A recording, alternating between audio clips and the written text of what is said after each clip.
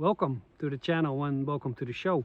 Today's subject is cleansing and cleansing with sage. I've been learning a lot about cleansing in the past year and a half, and I'm going to share some of that knowledge with you today. Most of you still use sage to cleanse. In this video I will give you something that is better than sage for cleansing your personal spaces. So I will give you all the pros and cons of sage. I'm going to give you all the pros and cons of this other herb. And because it is the end of summer, because we are entering the harvest period, I'm going to show you where you can find this herb in the forests around you, so you can automatically snatch it up, say thank you to the land, take it home, dry it, burn it, and start cleansing yourself and your life in a better way. Now, does that sound fun? Let's get into it. This video was also kind of inspired by a post by Tina K. I'll see if I can link her substack in the description below. But she said this whole sage thing started to get popular in about the year 2020, when the TikTok witches were all very enthusiastic about sage, saying that it helped them tremendously with their mental health. And she was kind enough to check 5 years later how these TikTok witches were doing. And after some investigation, she came to the conclusion that it probably didn't help their mental health that good. And I kind of agree.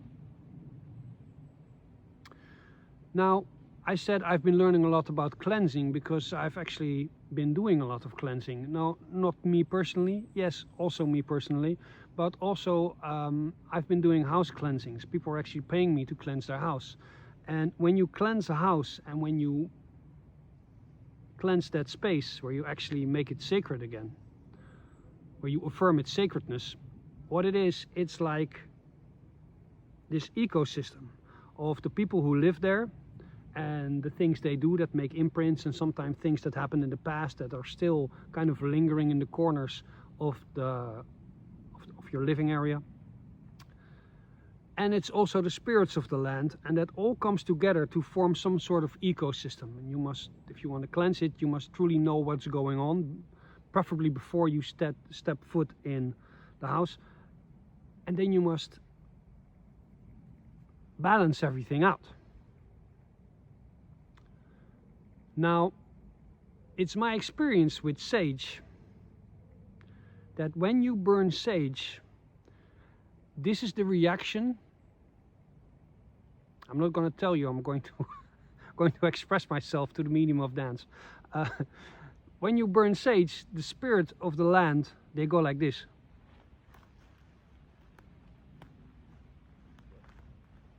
They don't really know what it is, and they don't really know what to do with it.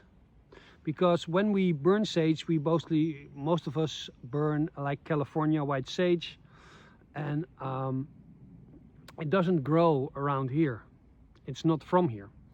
I've tried growing like my own European sage in the garden and trying burning that, but it's just not the same.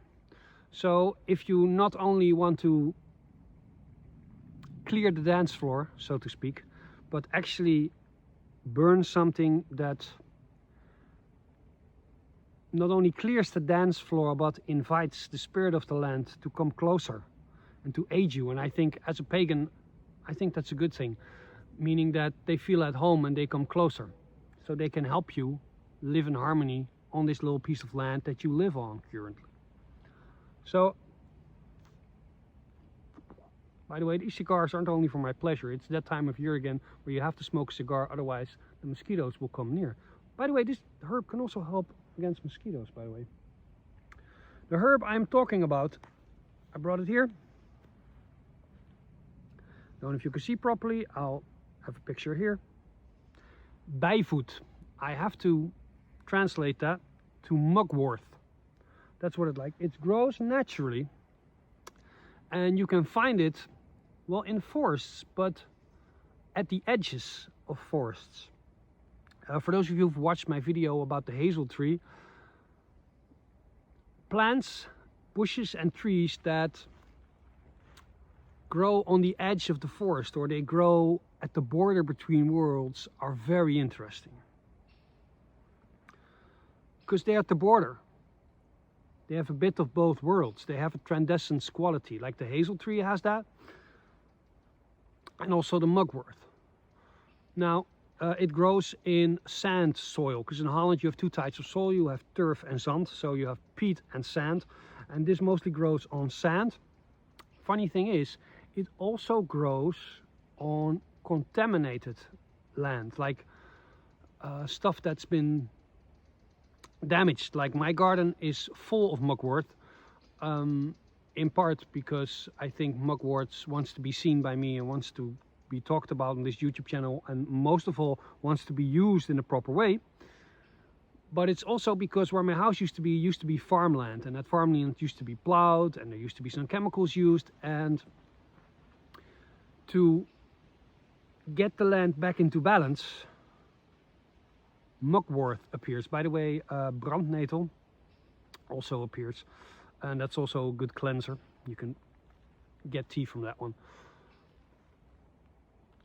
But mugwort, so it cleanses the earth and it cleanses us. This is actually used for a variety of purposes.